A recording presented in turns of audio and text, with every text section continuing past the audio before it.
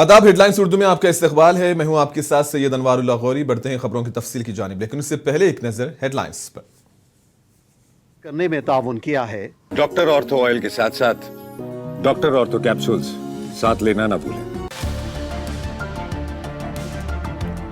इंदौर आलूदा पानी मामला, जिला कलेक्टर शिवम वर्मा की हिदायत पर इलाके में रंग सर्वे का हुआ आगाज। मोहतात बरतने की शहरियों को दी गई हिदायत। तमिलनाडु में 29 गैर मुल्की सयाहों ने पोंगल त्यौहार मनाया। मुकामी सकाफत का किया तजुर्बा। सयाहों ने रिवायती लिबास में देखी देही जिंदगी। दिल्ली एनसीआर में घना कोहरा, आईएमडी ने जारी किया येलो अलर्ट। कई परवाजें हुई मनसूख।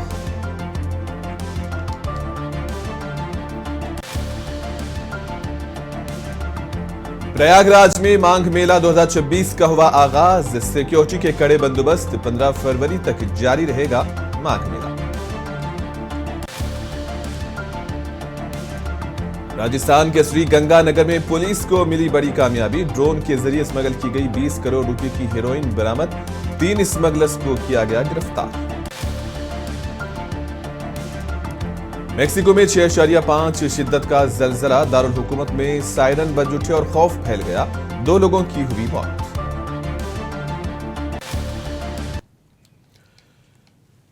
इंदौर में आलूदा पानी के मसले के बाद जिला कलेक्टर शिवम वर्मा ने सूरत-ए-हाल की ताजा तफसीलात फराहम की हैं। शिवम वर्मा ने बताया कि जिला इंतजामिया ने इलाके में सर्वे का काम शुरू कर दिया है, जहां हॉटस्पॉट के गिर्द 3679 घरों का सर्वे मुकम्मल किया जा चुका है। उन्होंने कहा कि रिंग सर्वे के लिए इलाके में 20 टीमें तैनात की गई हैं और ये काम एनजीओज के ताउन से मुकम्मल किया जाएगा। और इस वक्त अस्पताल में 203 मरीज जेर इलाज हैं, जिनमें से 25 मरीजों का इलाज आईसीयू में जारी है। आलूदा पानी की वजह से अब तक 6 अफराद हलाक हो चुके हैं। जिन दीगर अफराद की हलाकतों के दावे किए जा रहे हैं, उनके मामलात की छानबीन के लिए डेथ ऑडिट कमेटी तश्कील दी गई है, जिसमें मेडिकल अस्पताल के डॉक्टर भी शामिल हैं। कलेक्टर शिवम वर्मा ने अवाम से अपील की है कि वो साफ पानी के इस्तेमाल और अस्पताल की हिदायत पर अमल करें, ताकि मजीद इंसानी जानों के नुकसान से बचा जा सके। देखिए, भगीरथपुरा में अभी हम लोग का जो प्राइम फोकस अभी चल रहा है कि सभी जो जिनको ऐसे पेशेंट जिनको डायरिया रिलेटेड सिम्टम्स दिख रहे हैं, उनका चिन्हांकन करना। इसके लिए रिंग सर्वे का कार्य किया जा रहा है। सभी घरों पर हमारी एएनएम, आशा कार्यकर्ता, आंगनवाड़ी कार्यकर्ता, इनकी पूरी एक टीम जा रही है और ऐसे सभी जो व्यक्ति जिनको इस प्रकार के लक्षण हैं डायरिया रिलेटेड डिजीज, उनका चिन्हांकन करते हैं, उनको ORS किट और बाकी चीज देते हैं। और जहां भी लगता है कि उनको एडमिट करने की या डॉक्टर से दिखाने की जरूरत, तो उनको सबको आइडेंटिफाई करके उनको मेडिकल अटेंशन दे रहे हैं हम लोग। साथ ही साथ अभी अच्छी मतलब जो पानी के उपयोग के संदर्भ में कुछ अभी एक एग्रेसिव आईसी कैंपेन चलाया जा रहा था। आज भी यहाँ पे 200 हमारे एनजीओ के जो बच्चे हैं, पूरी टीम बनाकर उनको भेजा गया है और वो सभी जगहों पे यही प्रचार प्रसार कर रहे हैं कि पानी को 15 मिनट तक उबाल कर पीना है। जो नगर निगम के टैंकर लगाए गए हैं, केवल उन्हीं के पानी का उपयोग करना है। और चूंकि हमारी सभी जो वाटर सप्लाई की लाइन्स हैं और जो हमारे बोरवेल्स हैं, उन सबकी मतलब क्लोरिनेशन की डोजिंग की जा रही है अभी, तो इस कारण से इनका उपयोग नहीं करना है। हमारी लाइन्स की और सबकी अभी हम लोग क्लोरीन की फ्लशिंग कर रहे हैं और इसको टेस्ट करेंगे। टेस्ट करने के बाद ही जब ये सिद्ध हो जाएगा कि हमारी अच्छी डोजिंग हो गई है, तो उसके बाद ही इसका उपयोग करने के लिए हम लोगों को एडवाइस करेंगे। तो इन सब पे काम चल रहा है हमारा। पाइपलाइन की सर, उससे पानी कल टेस्टिंग के लिए छोड़ा गया था। हाँ। आज का दिन है होने वाला, तो क्या छोड़ा जाएगा और क्या अभी वो पीने लायक है या नहीं, उसको लेकर क्या आपकी? नहीं, देखिए अभी वो पीने लायक नहीं है। अभी हमारी टेस्टिंग का कार्य चल रहा है। अभी उसमें क्लोरीन की डोजिंग करके उसको फ्लशिंग की ये कार्य अभी, ये टेस्टिंग हमारी चलती रहेगी। जब तक ये चलेगा तब तक इसको पानी का उपयोग नहीं करना है। ये हम निरंतर हम सभी जो सम्मानित नगर वासी हैं जो भगीरथपुरा में रहते हैं, उनको बता भी रहे हैं। और अभी केवल टैंकर जो हमारे हैं उनका ही उपयोग करना है और उस पानी को भी 15 मिनट उबाल कर उसके बाद ही पीना है। कुल 203 हमारे अभी मरीज जो हैं, जो 41 अस्पतालों में अभी स्वास्थ्य लाभ ले रहे हैं और 6 डेथ हो गई है। इसमें दुखद मृत्यु हुई है 6 लोग। समाजवादी पार्टी के कौमी तर्जुमान आशुतोष वर्मा ने इंदौर में आलूदा पानी की सप्लाई और लोगों की मौत पर तशवीश का इजहार किया। उन्होंने कहा कि बीजेपी आवाम को साफ हवा, साफ पानी और बुनियादी चीजों की फराहमी में पूरी तरह से नाकाम हो गई है। लखनऊ में मीडिया से बात करते हुए उन्होंने कहा कि इंदौर में मेयर बीजेपी का है, रुकने असेंबली बीजेपी का है, हुकूमत बीजेपी की है। जहां बीजेपी की हुकूमत होती है वहां मुलाजिमीन पर कार्रवाई की जाती है और जहां अपोजिशन की सरकार होती है तो अपोजिशन जमात के लीडरों को निशाना बनाया जाता है। देखिए, ये एक इंस्टीट्यूशनल हत्या है। ये कोई घटना नहीं है अगर भारतीय जनता पार्टी की सरकार है, भारतीय जनता पार्टी का मेयर है, भारतीय जनता पार्टी का पार्षद है, तो अगर कोई घटना घटती है तो अधिकारी दोषी कैसे होते हैं? अकाउंटेबिलिटी किसकी होती है? ऐसा क्या होता है कि जब विपक्ष की जहां सरकार होती है वहां नेता को टारगेट करती है भारतीय जनता पार्टी, और जहां उनकी खुद की सरकार होती है वहां अधिकारियों को टारगेट करती है। भारतीय जनता पार्टी को प्रशासन से, लोकहित के कामों से कोई मतलब नहीं है। न वो साफ हवा दे पा रहे हैं, न साफ पानी दे पा रहे हैं, न साफ वातावरण दे पा रहे हैं, न शिक्षा दे पा रहे हैं, न घर दे पा रहे हैं, न नौकरी दे पा रहे हैं। वो किस बात की सरकार है? मुझे लगता है कि भारतीय जनता पार्टी को तुरंत वहां पर अपने आप को रिजाइन करना चाहिए, विधायक को, मेयर को और पार्षद को, और जिम्मेदारी तय करनी चाहिए। देखिए, आप सोच सकते हैं कि जो मध्य प्रदेश की पूर्व मुख्यमंत्री रही हैं, जो इस देश की बड़ी लीडर रही हैं, भारतीय जनता पार्टी की बड़ी लीडर रही हैं, वो कितनी उपेक्षित महसूस कर रही हैं कि खुद उन्होंने कहा है कि मैं चुनाव लड़ूंगी, मतलब पार्टी उनको चुनाव लड़ाना नहीं चाहती है, और आज जब इतनी बड़ी घटना हो गई तो भारतीय जनता पार्टी में से किसी भी व्यक्ति की आवाज नहीं निकलती है उमा भारती के अलावा। मैं साधुवाद देता हूं ऐसी नेता को कि कम से कम उनमें ये गट्स है कि अपनी सरकार के खिलाफ वो आवाज उठा सकती हैं, और मुझे लगता है कड़ी से कड़ी कार्रवाई भारतीय जनता पार्टी को अपने लोगों पे करनी चाहिए।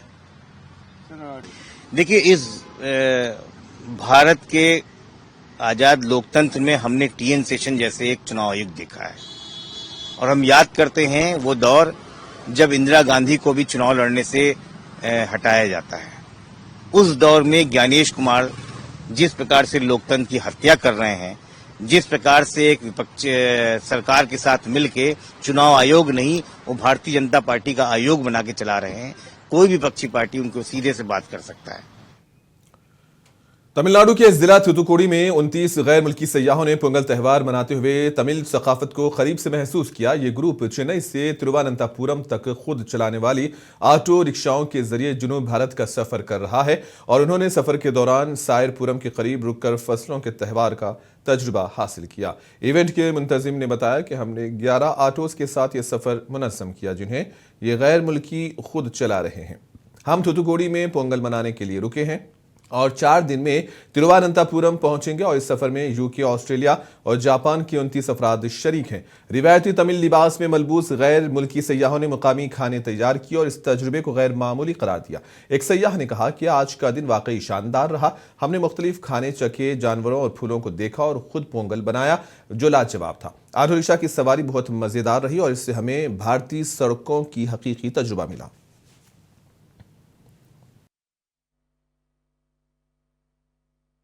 நாங்கள் இங்கே 11 ஆட்டோவை அவங்களே ஓட்டிக்கிட்டு சுற்றுப்பயணம் ஏற்படுற மாதிரி ஏற்பாடு பண்ணியிருக்கோம். சென்னையில் ஆரம்பித்து ட்ரிவாண்ட்ரத்தில் முடிக்கிற மாதிரியான இந்த பயணம் இன்றைக்கி தூத்துக்குடியில் சாயர்புரத்தில் தோட்டத்தில் ஒரு பொங்கல் ஃபெஸ்டிவலாக நின்றுட்டுருக்கு. இன்னும் ஒரு 4 நாளில் நாங்கள் ட்ரிவாண்ட்ரத்தில் போய் முடிக்கிற மாதிரி ஏற்பாடு பண்ணியிருக்கோம். இதில் யூகே, ஆஸ்திரேலியா மற்றும் ஜப்பான் 3 நாட்டில் இருந்து 29 பேர் கலந்துருக்காங்க. A great day today. We've had a chance to taste lots of fruits, see lots of animals and flowers, and make some pongu ourselves, which is fabulous. The tuk-tuk rides have been fun. It's been a real experience on the Indian roads, that it has been one where it has been really enjoyable. And it's really nice going with a crowd of people as well, so we all get to experience the same things. And the people have been very welcoming. This auto rickshaw challenge. Sorry? Auto rickshaw challenge. It's a challenge. It's really nice to have the opportunity ourselves to do it. Visiting India to drive our tuk-tuks across from Chennai to Trivandrum, and today we stopped at a beautiful farm and we're learning to cook some of the local produce for the Indian Harvest Festival that we're lucky enough to be here for. It's been wonderful to come here and do some cooking and have a look around the farm, just where Arvo grew up, and we've been having a great time. वादी कश्मीर के श्रीनगर में मौसमियाती महकमे ने खबरदार किया है कि 1 से 6 जनवरी के दरमियान कमजोर मगरबी हवाओं का सिलसिला जम्मू कश्मीर के मुख्तलिफ इलाकों को मुतासिर कर रहा है। महकमे मौसमियात के मुताबिक श्रीनगर में दर्ज हरारत 1.5 डिग्री सेल्सियस तक गिर गया है, जिससे सर्दी की शिद्दत में इजाफा हुआ। महकमे मौसमियात के डायरेक्टर मुख्तार अहमद ने बताया कि मगरबी हवाओं के असरात से बालाई वादियों में हल्की बारिश और बर्फबारी के इम्कान हैं, जबकि कमोबेश इलाकों में धुंध और सर्द हवाएं चलने का इम्कान है। इन्होंने आवाम को मोहतात रहने और सर्द मौसम में हिफाजती तदाबीर अपनाने की हिदायत दी।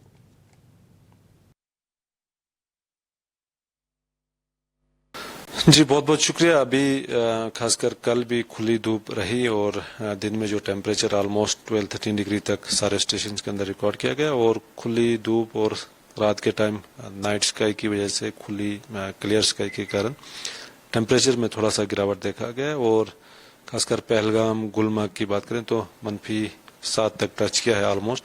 और यहाँ सेंट्रल कश्मीर या बाकी जो हिस्से हैं खासकर साउथ कश्मीर के अंदर यहाँ पे भी आज -1 -2 तक चला गया। तो टेम्परेचर जो है थोड़ा सा फॉल हुआ है खासकर वेट स्पेल के बाद और कमिंग डेज में भी इसी रेंज में रहने के चांसेस हैं। जो नॉर्मल टेम्परेचर्स यहाँ पे ऑलमोस्ट -2.4 -2.5 तक रहना चाहिए खासकर यहाँ श्रीनगर एंड एडजॉइनिंग एरियाज के अंदर। बाकी जो हिल स्टेशन है यहाँ पे -7 -8 तक नॉर्मल टेम्परेचर है। तो उसी हिसाब से ही टेम्परेचर जो है करंटली चल रहे हैं और फोकास्ट जो है कमिंग डेज में फिलहाल 5-6 के बीच में एक फीबल WD है तो थोड़ा सा क्लाउडी वेदर एक्सपेक्टेड है। स्लाइड राइज के चांसेस हैं खासकर जो मिनिमम टेम्परेचर है उसके बाद जो है फिर से थोड़ा सा फॉल होने के चांसेस हैं। लेकिन ओवरऑल जो है फिलहाल 15 जनवरी तक कोई मेजर वेस्टर्न डिस्टर्बेंस नहीं है जिसमें हैवी रेन हैवी स्नो का फोरकास्ट हो और मौसम जो है अमूमन ड्राई रह सकता है through out Jammu and Kashmir. बिल्कुल अभी खासकर लास्ट 3 विंटर्स की अगर हम बात करें तो माइनस में रहे टेम्परेचर्स -5 -6 तक भी टच किया खासकर पीक जुलाई कलान के दौरान। लेकिन इन सब चीज़ों में ज़रूरी है आपका एक स्नो स्पेल होना। तो बर्फ़ के कारण थोड़ा सा एक तो प्रेसिपिटेशन के लिए इम्पोर्टेंट है, दूसरा जो इसमें जो मिनिमम टेम्परेचर है उसके फॉल जो है काफ़ी ज़्यादा रहता है खासकर हिल स्टेशन के अंदर भी और जो मैदानी इलाके हैं खासकर वैली के अंदर। तो इस बार उस हिसाब से बर्फबारी नहीं हुई और खासकर अभी भी एक माइनर वेट स्पेल हुआ जो पहाड़ी इलाकों के अंदर ही देखा गया। बाकी प्लेन्स में जो है मौसम अमूमन ड्राई ही रहा एक्सेप्ट कुछ एक जगहों पे या हल्की फुल्की बारिशें हुई ड्रिजल टाइप, लेकिन इन जनरल जो है ड्राई ही रहा। तो ओवरऑल दिल्ली एनसीआर में मौसम ने एक बार फिर करवट ले ली है। महकमे मौसमियात ने दिल्ली एनसीआर के इलाके में घने कोहरे के पेश नजर येलो अलर्ट जारी किया। महकमे के मुताबिक आइंदा चंद दिनों के दौरान सुबह और रात के औकात में शदीद कोहरा छाने का इम्कान है जिससे हद निगाह में नुमायां कमी आई है। IMD का कहना है कि कम दर्जे हरारत और हवा की रफ्तार में कमी के बाद कोहरे की शिद्दत बढ़ सकती है। इस सूरत हाल का सबसे ज्यादा असर सड़क, रेल और हवाई ट्रैफिक पर पड़ने का अंदेशा है। खासतौर पर सुबह के वक्त गाड़ी चलाने वालों को मोहतात रहने की हिदायत दी गई है। महकमे मौसमियात ने मुसाफिरों को मशवरा दिया है कि वो सफर से कबल मौसम की ताज़ा जानकारी हासिल करें। वहीं ट्रैफिक पुलिस ने भी गाड़ियों में फोग लाइट्स के इस्तेमाल और मुनासिब रफ्तार बरकरार रखने की अपील की है।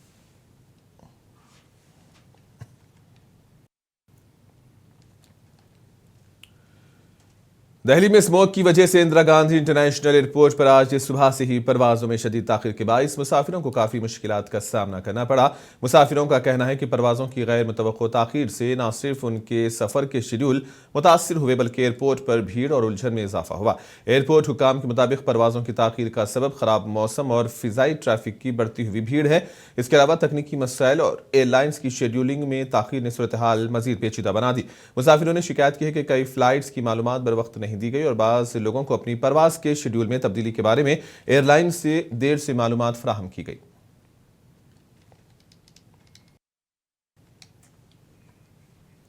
दिल्ली में शदीद सर्दी की लहर के दरमियान बेघर और जरूरतमंद अफराद के लिए नाइट शेल्टर्स राहत का सबब बन रहे हैं।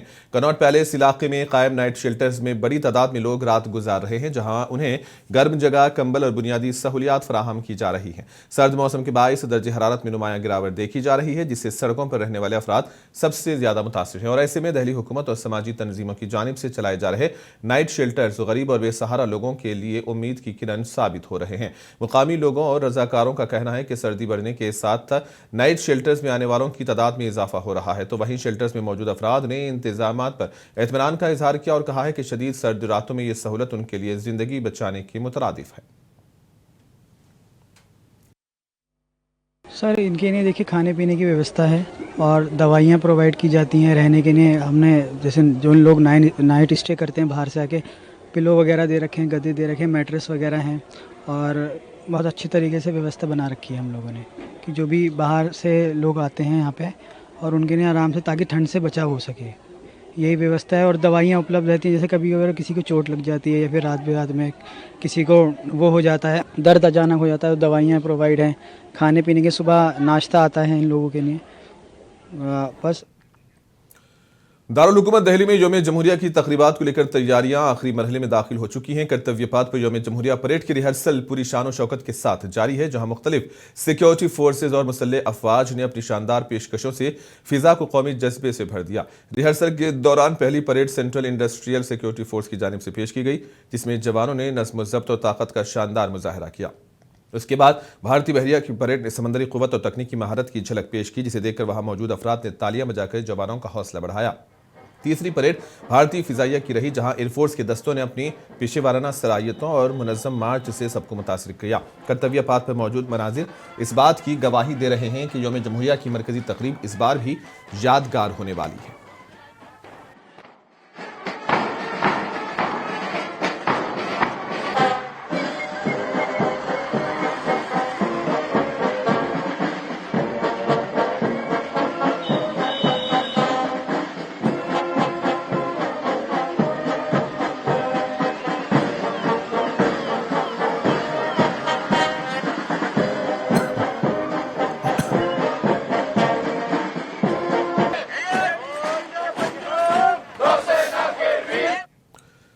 महाराष्ट्र के जिले जालना में AIMIM लीडर इम्तियाज जलील ने एक अवामी जलसे से खिताब किया, जिसमें मुकामी अवाम ने कसीर तादाद में शिरकत की।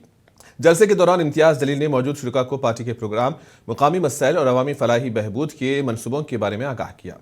उन्होंने कहा कि इलाके की बुनियादी मसाइल जैसे पानी की कमी, सड़कों की हालत और सेहत और तालीम की सहूलियात पर खुसूसी तवज्जो दी जाएगी। इन्होंने अवाम को इत्तेहाद और इज्तिमाई कोशिश की अहमियत भी बताई और कहा कि मुआशरती तरक्की सिर्फ बाहमी ताउन और जमहूरी तरीकों से ही मुमकिन है।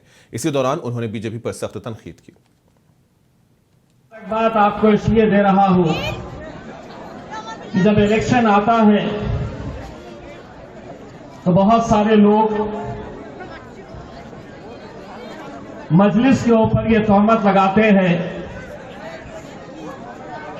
हम पर ये इल्जाम होता है कि हम एक कट्टर जमात है, हम एक फिरका परस्त जमात है, हम वोट काटते हैं। और लोग इन बातों में आकर कभी कांग्रेस का साथ देते आए, कभी राष्ट्रवादी का साथ दिए, कभी उद्धव ठाकरे का दिए, और अब हद तो ये हो गई है इस मुल्क का मुसलमान अपनी सियासत के लिए गुस्ताख रसूलों का भी साथ दे रहा है। ये हकीकत है। मैं आपको मुबारकबाद इसीलिए देने के लिए आया हूं, जिन लाइनों में खड़े रहकर आपने आंख बंद करके जिसको वोट डाला था वो एक संघी निकला। राष्ट्रीय स्वयं सेवक संघ RSS, जिसको आपने चुनकर दिया, बहुत बहुत मुबारक आपको। किसी को कोई अफसोस नहीं, कोई लेना देना नहीं, वो गया तो गया, लेकिन आज भी मैं दावे के साथ कहता हूं, इन इलाकों के अंदर, तुम्हारी बस्तियों के अंदर जो मुसलमान उम्मीदवार खड़े किए गए हैं, उनका रिमोट कंट्रोल आज भी उस RSS वाले नेता के हाथ में है। उत्तर प्रदेश के जिले संभल में इंतजामिया ने कब्रिस्तान की जमीन पर मुबैना तजावुजात के मामले में बड़ी कार्रवाई करते हुए 48 अफराद को नोटिस जारी कर दिया। हुकाम के मुताबिक ये अकदाम हालिया सर्वे और जांच के बाद उठाया गया है, जिसमें कब्रिस्तान के अराजी पर गैर कानूनी तामीरात और कब्जे की निशानदही हुई है। इंतजामिया की जानिब से जारी नोटिस में मुतल्लिका अफराद को मुकर्ररा मुद्दत के अंदर अपना मौक़िफ़ और कानूनी दस्तावेजात पेश करने की हिदायत दी गई है। हुकाम का कहना है कि अगर वक्त पर जवाब ना दिया गया या वजाहत तसल्ली बख्श ना हुई तो कानून के मुताबिक मजीद कार्रवाई अमल में लाई जाएगी, जिसमें तजावुजात हटाना भी शामिल हो सकता है। जिला हुकाम ने वाज़ेह किया है कि सरकारी और मजहबी ज़मीनों का तहफ़्फ़ुज़ इंतज़ामिया की तरजीह है और किसी भी किस्म की गैर कानूनी कब्जे को बर्दाश्त नहीं किया जाएगा। इस कार्रवाई के बाद इलाके में पुलिस और इंतज़ामी निगरानी बढ़ा दी गई है ताकि अमन व अमान बरकरार रहे।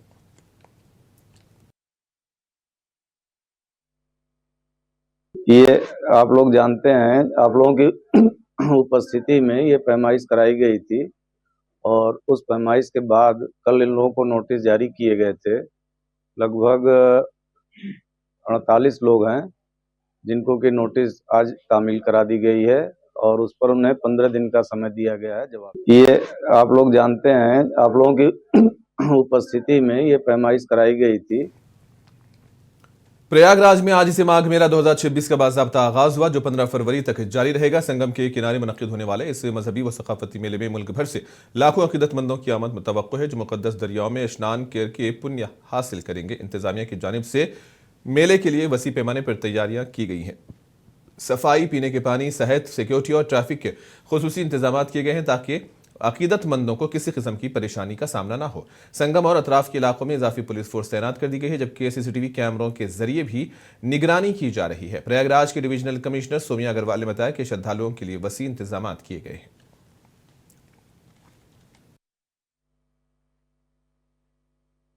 बहुत बड़ा महत्व है। आज के दिन जो स्नान करेगा कृतार्थ हो जाएगा 75 साल के लिए।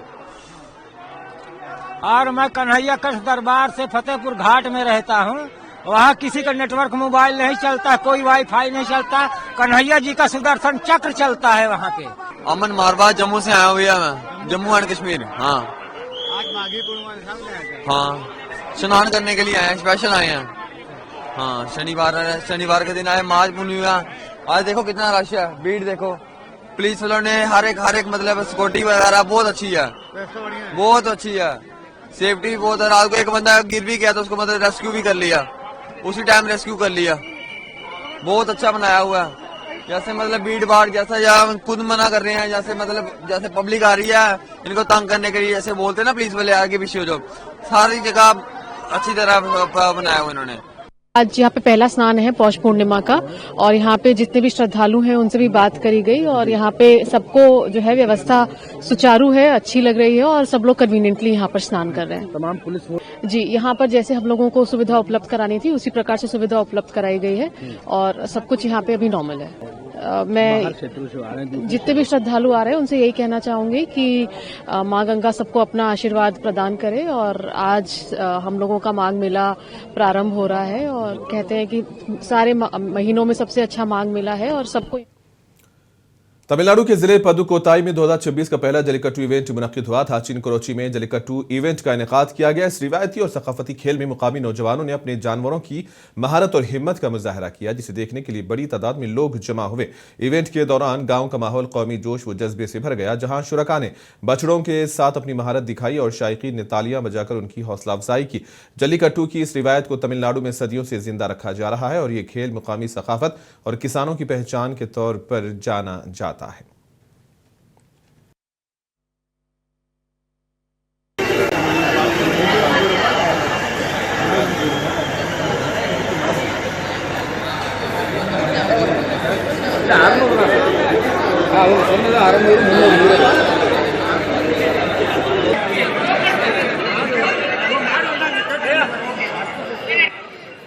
SSC రాజలక్ష్మి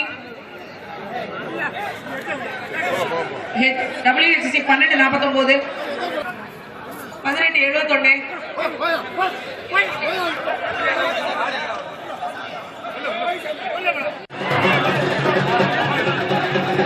பாரம்பரிய முறைப்படி மேல தாளங்கள் முழங்க கோவில் காலை இனிதே அவிழ்த்து விடப்படுகிறது. அதன் பிறகு அரசு விதிமுறைகளுக்கு உட்பட்டு எல்லாம் தொட்டு வணங்கிக்கங்க. ஜம்முன்னு போது ஆத்தாடிய களமே அதிருது. போயிட்டு தொட்டு வணங்கிக்கங்க. राजस्थान पुलिस ने गंगानगर में कार्रवाई करते हुए एक ड्रोन के जरिए स्मगल की गई हेरोइन बरामद की है, जिसकी मार्केट वैल्यू तकरीबन 20 करोड़ रुपए बताई गई है। इस कार्रवाई में 3 अफराद को भी गिरफ्तार किया गया है। श्री गंगानगर के एसपी अमृता ढान के मुताबिक ये एक बहुत बड़ी कार्रवाई है। पुलिस स्टेशन रावला ने तकरीबन 4 किलो हेरोइन बरामद की है और एक ड्रोन भी कब्जे में ले लिया है। गिरफ्तार अफराद की शिनाख्त कर ली गई है। एसपी ने मजीद कहा कि मुकदमा भी दर्ज किया गया है और मामले की तफ्तीश जारी है।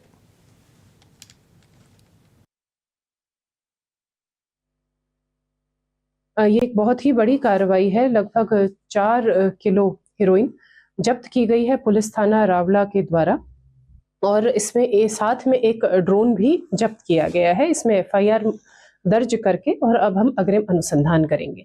इसमें जो साथ में 3 आरोपी भी गिरफ्तार किए गए हैं, और उनके पास से ही ये जो 4 किलो हीरोइन है और ड्रोन है वो जब्त किया गया है। जो आरोपी हैं वो हैं जगनदीप सिंह, उम्र 26 साल, निवासी अनूपगढ़, और नीटू सिंह, उम्र 21 साल, पुलिस थाना हनुमानगढ़ सदर, और सतपाल सिंह 27 साल, पुलिस थाना नई मंडी घड़साना।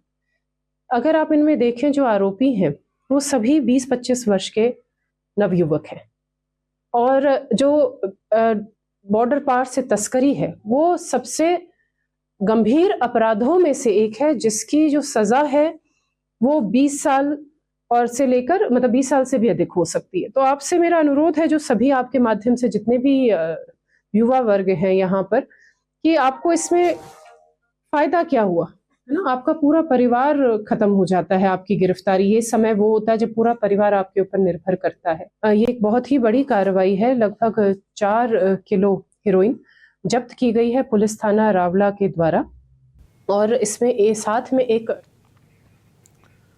और इसी के साथ ही खबरों का सिलसिला यहीं पर इख्तिताम पजीर होता है। दीजिए इजाजत, आदाब।